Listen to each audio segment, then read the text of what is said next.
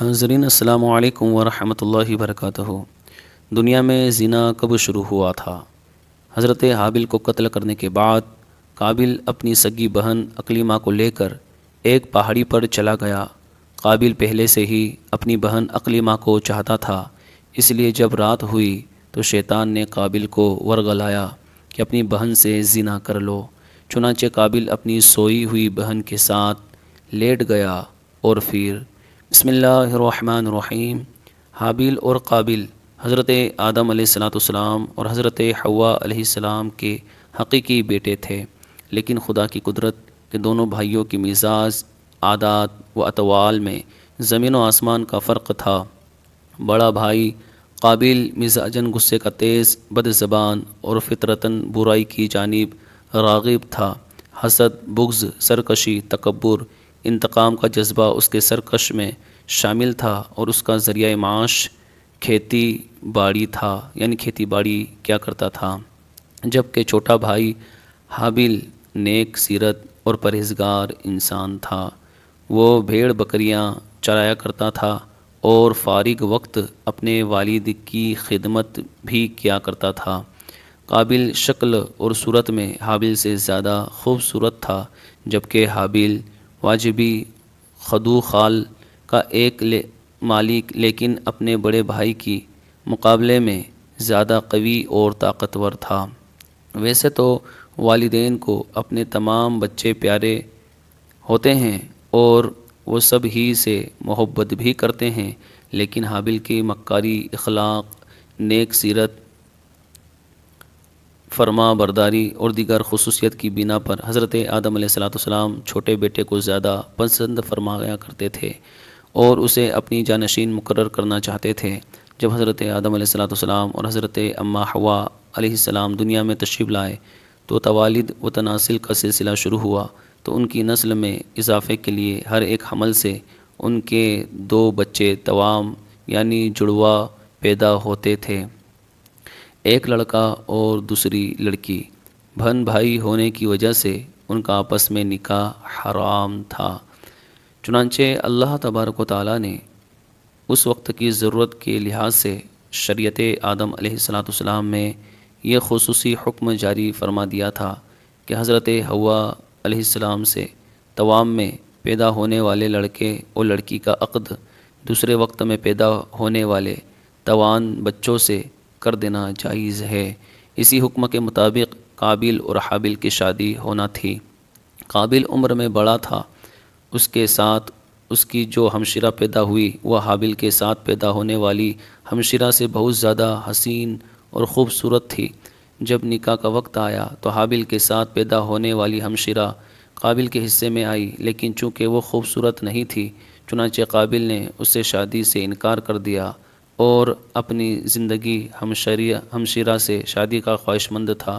حضرت آدم علیہ السلام نے شرعی قاعدے کے موافق اسے قبول نہیں فرمایا اور قابل کو اللہ کے حکم کے مطابق عمل کی تلقین کی، لیکن قابل اپنے ضد سے باز نہ آیا۔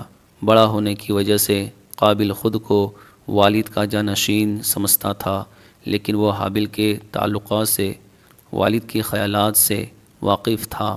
اب حسین و جمیل لڑکی سے قابل کی شادی کے فیصلے نے اسے حابل کا دشمن بنا دیا۔ حضرت آدم علیہ السلام نے جب دونوں بھائیوں کے درمیان یہ تنازع دیکھا تو رفع اخلاف کے لیے دونوں بھائیوں کے لیے یہ تجویز پیش کی کہ تم دونوں بارگاہ خداوندی میں اپنی اپنی قربانی پیش کرو، اللہ تعالیٰ تم دونوں میں سے جس کی قربانی قبول فرما لے گا اس لڑکی کی شادی اس سے کر دی جائے گی۔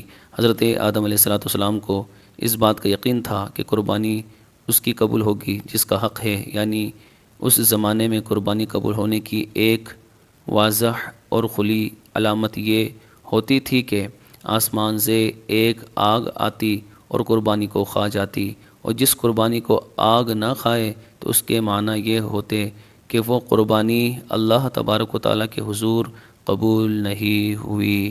اسی اثناء میں اللہ تعالیٰ نے حضرت آدم علیہ نبی علیہ السلام کو حج کی ادائیگی کے لیے مکہ مکرمہ جانے کا حکم فرمایا۔ حضرت آدم علیہ السلام قابل کی جانب سے مستفر تھے، چنانچہ حج کے سفر پر جانے سے پہلے آپ نے دونوں بیٹوں کو بلا کر نصیحت کی کہ بارگاہ خداوندی سے جو بھی فیصلہ آئے اسے دونوں بھائی بخوشی قبول کرے اور آپس میں مل جل کر رہے۔ اس ہدایت و نصیحت کے بعد حضرت آدم علیہ السلام سفر پر روانہ ہو گئے۔ قابل باپ کی نصیحت کی وجہ سے قربانی دینے پر آمادہ ہوا تھا، چنانچہ دونوں نے قربانی پیش کی۔ حابل بکریوں والے تھے، چنانچہ انہوں نے ایک نہایت عمدہ، خوبصورت اور فربا بکری رائے خدا میں قربانی کے لیے پیش کی۔ قابل کھیتی باڑی کرتا تھا، لہٰذا اس نے فضول اور فصل کا ایک گٹھا قربانی میں دیا۔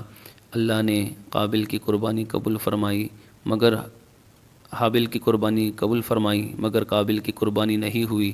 یہ دیکھ کر قابل غضبناک ہو گیا اور حسد کی آگ میں جل کر بولا، میں تجھے جان سے مار ڈالوں گا۔ حابل نے کہا، بھائی جان، اس میں میرا کیا قصور ہے؟ یہ تو اللہ تعالیٰ کا قاعدہ ہے کہ وہ صرف اپنے چنے کوئے بندے کی قربانی ہی کو قبول کرتا ہے۔ اگر آپ مجھے قتل کرنے کے لیے اپنا ہاتھ چلائیں گے تب بھی میں آپ کو قتل کرنے کے لیے اپنے ہاتھ نہیں چلاؤں گا، کیونکہ مجھے تمام جہانوں کے پروردگار اللہ تعالیٰ کا خوف ہے۔ اگر آپ اس انتہا تک پہنچ جائیں گے تو مجھے قتل ہی کر دیں گے، تو آپ اپنے گناہوں کے ساتھ ساتھ میرے خطاؤں کا بھی بوجھ اپنے سر پر اٹھائیں گے۔ اس کے بعد قابل نے اپنے بھائی حابل کو قتل کر ڈالا، اور حابل کی لاش دفنانے کے بعد اس کو والد کے غصے کا خوف بھی تھا، چنانچہ شیطان کے مشورے پر وہ یمن فرار ہو گیا، جہاں اس نے سکونت اختیار کر لی اور والد کے دین حق کو چھوڑ کر پہلے آتش پرستی بعد بت پرستی شروع کر دی۔ دنیا میں قتل و غارت، حسد و فساد اور آتش پرست بدھ پرستی بنیاد قابل ہی نہیں رکھی، یعنی قابل نے ہی اس کی بنیاد شروع کی تھی۔ شیطان قابل کے پاس آیا اور اس کو گھر سے بھگانے کے لیے کہا۔ شیطان کہنے لگا، اگر تم یہاں رہو گے تو تمہیں تمہارا باپ مار ڈالے گا۔ بس اسی قتل کے ڈر سے قابل اپنی سگی بہن عقلیمہ کو لے کر یمن کی پہاڑیوں میں جا بسا۔ اصل میں شیطان کو یہ ڈر تھا کہ کہیں قابل توبہ کر کے حضرت آدم علیہ السلام کا تاجدار بیٹا نہ بن جائے، یعنی تابعدار بیٹا نہ بن جائے۔ پہاڑیوں میں جا کر اس کی نسل خوب بڑھنے لگی اور وہاں اس کی اولاد ہوئی۔ قابل اور اس کی اولاد میں ہی سب سے پہلے آتش پرستی اور پھر شیطان کے بہکاوے میں آ کر بت پرستی شروع کر دی۔ دنیا میں قتل و غارت، حسد اور فساد اور بت پرستی کی بنیاد قابل ہی نے رکھی، اور اسی طرح سے قابل نے اللہ اور اپنے والد کی نافرمانی کر کے اپنے نفس کی بات مان کر دنیا میں سب سے پہلے قتل و غارت اور حسد بت پرستی کی بنیاد رکھی۔ اللہ تبارک و تعالی ہمیں ہر گناہ سے محفوظ رکھے اور ہمیں اچھے اعمال کرنے کی توفیق عطا فرمائے اور ہمارا خاتمہ ایمان پر فرمائے، آمین ثم آمین۔ ناظرین، ہمارے چینل کو لائک کرے، سبسکرائب کرے اور کمنٹ باکس میں لکھے۔